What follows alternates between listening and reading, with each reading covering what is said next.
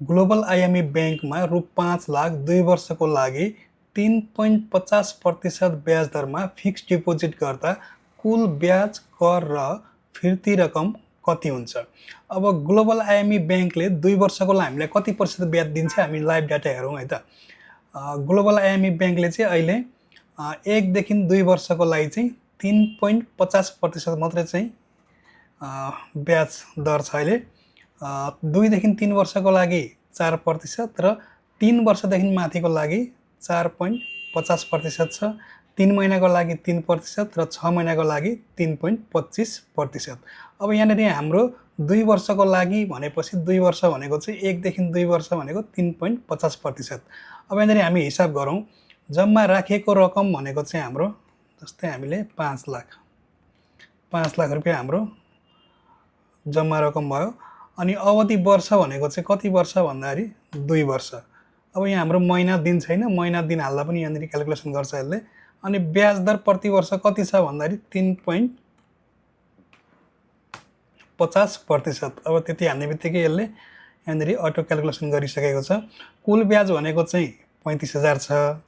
अनि कर भनेको चाहिँ 35,000मा फेरि 2100 रुपियाँ चाहिँ कर काट्छ। अनि कर काटिसकेपछिको नेट ब्याज भनेको चाहिँ हाम्रो 32,900 चाहिँ हाम्रो नेट ब्याज हुने रहेछ। भन्दाखेरि 2 वर्षमा हामीले चाहिँ 32,900 रुपियाँ चाहिँ हामीले ब्याज चाहिँ पाउने रहेछौँ ग्लोबल आइएमईबाट। यदि तपाईँले नोबेल ब्याङ्कमा 1 वर्षको लागि 3% ब्याज दरमा रु 4 लाख राख्नुभयो भने कति नेट ब्याज प्राप्त हुन्छ?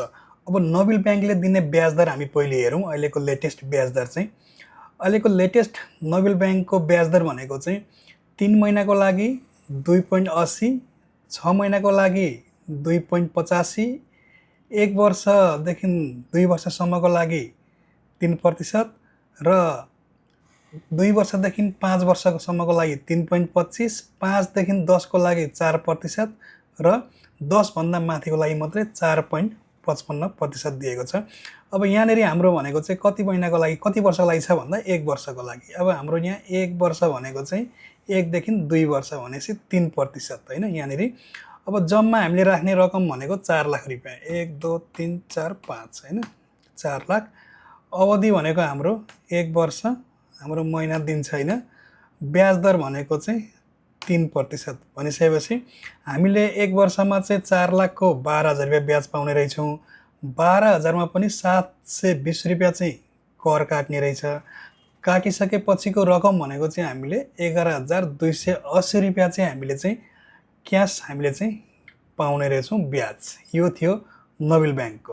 तपाईँले हिमालयन ब्याङ्कमा 3 वर्षको लागि 4% ब्याज दरमा रु 5 लाख रुपियाँ फिक्स डिपोजिट राख्नुभयो भने कुल ब्याज र नेट ब्याज कति हुन्छ?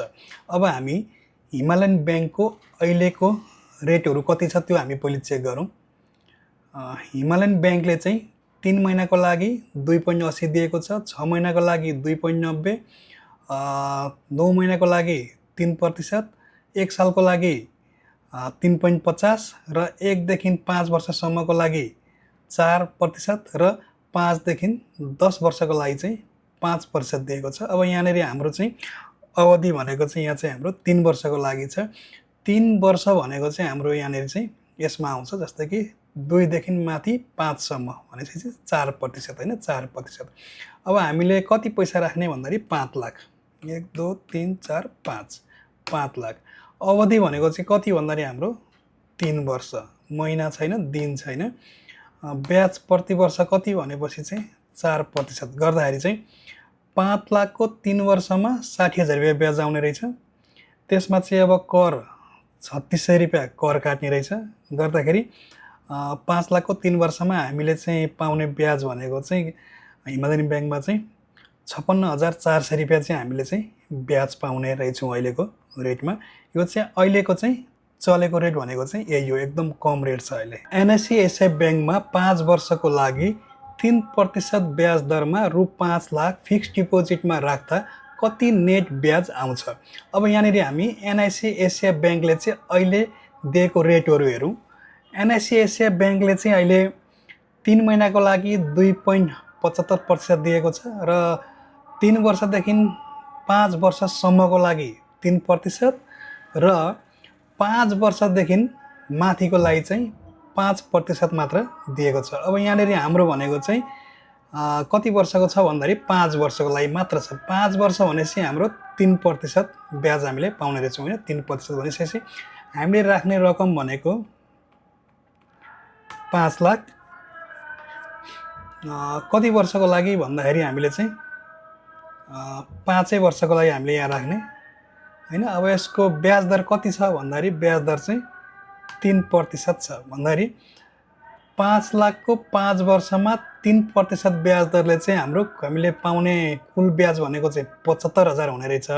त्यसमा 4500 त करै काट्ने रहेछ अनि हामीले पाउने भनेको चाहिँ 70,500 रुपियाँ चाहिँ हामीले 5 वर्षमा पाउने रहेछौँ होइन। अहिलेको यो चाहिँ चलन चल्तीको ब्याजको हिसाबले यो चाहिँ NICICI ब्याङ्कको